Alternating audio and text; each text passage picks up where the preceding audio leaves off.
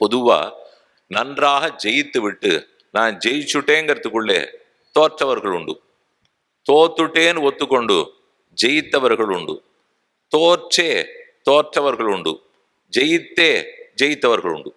4 சாத்தியங்கிறதுக்காக சொல்ல வரேன். நமக்கு இப்ப முக்கியம் ஜெயித்தேன் ஜெயித்தேன்னு பேர் பண்ணாலும் தோத்து போயிட்டவா இருக்கா. தோற்று விட்டேன்னு சொன்னவர்கள் ஜெயித்தவர்கள் இருக்கா. ராமன் 2வது வகை. அவர் வேணும்னு தோற்றே ஜெயித்து விடுவார். ராமன் ஜெயித்து ஜெயித்ததும் உண்டு, ராமன் தோற்று ஜெயித்ததும் உண்டு. ஜெயிச்சு தோத்ததார் தெரியுமோ? கைகேயி தான். வேணும்னு பிடிவாதம் பிடித்து தன் வரத்தை பெற்று கொண்டு விட்டாள். ஆனா வெற்றி பெற்றாளானால் ஊர் முழுக்க தூற்றிற்று. தனக்கும் சந்தோஷம் இல்லை, தன்னை சேர்ந்தவர்களுக்கு சந்தோஷம் இல்லை. பிள்ளை பரதனுக்காக இவ்வளவு பெரிய ராஜ்யம் வாங்கி வச்சிருக்காளே, அவனாவது திருப்தியா சொல்லிட்டானால் தாய் உருவில் வந்த பேயினுட்டான். யார்கிட்டையும் நல்ல பேரே இல்லை. சுமந்திரன் சொல்லி பார்த்தார், வசிஷ்டர் சொல்லி பார்த்தார், தசரதன் சொல்லி பார்த்தார், யாரு சொன்னாலும் கேட்கலையே.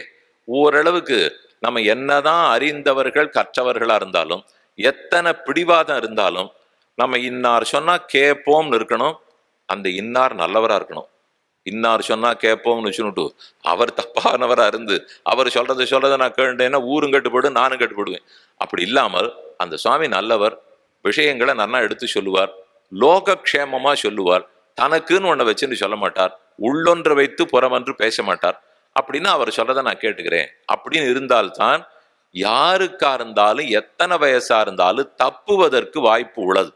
இந்த உலகமே இங்கு கலக்குவாரும் உண்டு கலங்குவாரும் உண்டுன்னு எழுதியிருக்கா. இந்த சம்சாரத்தை பொறுத்தவரை கலக்குவதற்கு ஆள் இருக்கிறார்களாம், கலங்குவதற்கு ஆள் இருக்கா. நான் ஏதான் இப்ப வேணும்னு என் விருப்பப்பட்டபடி பேச ஆரம்பிச்சுட்டேன்னு வச்சுங்க, நான் கலக்க போறேன்னு அர்த்தம். நீங்க காத்துட்டே இருப்பீள் கலங்கிறதுக்கு. எப்ப யார் என்ன சொல்லுவா கலங்கிடுவோங்கிறதுக்கு ஆள் இருக்கு. இங்கு கலக்குவாரும் உண்டு கலங்குவாரும் உண்டு. ஆனா வைகுந்தத்துக்கு பேர் வச்சிருக்கா கலங்கா பெருநகரம். அங்க கலக்கிறதுக்கு ஆள் கிடையாது, கலங்கிறதுக்கு ஆள் கிடையாது. ஞானம் குறைஞ்சா தானே கலங்குவோம், குணம் குறைஞ்சா தானே கலக்குவோம். ரெண்டு எப்ப நடக்கும் பாருங்க.